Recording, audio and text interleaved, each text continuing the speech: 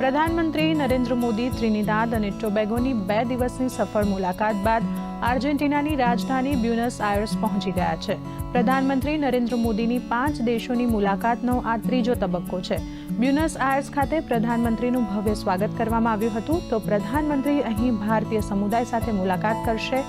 તો ત્રિનિદાદ અને ટોબેગોની પ્રધાનમંત્રીની મુલાકાત દરમિયાન બંને દેશોએ તેમના ઐતિહાસિક સભ્યતા અને દ્વિપક્ષીય સંબંધોને વધુ ગાઢ બનાવ્યા છે.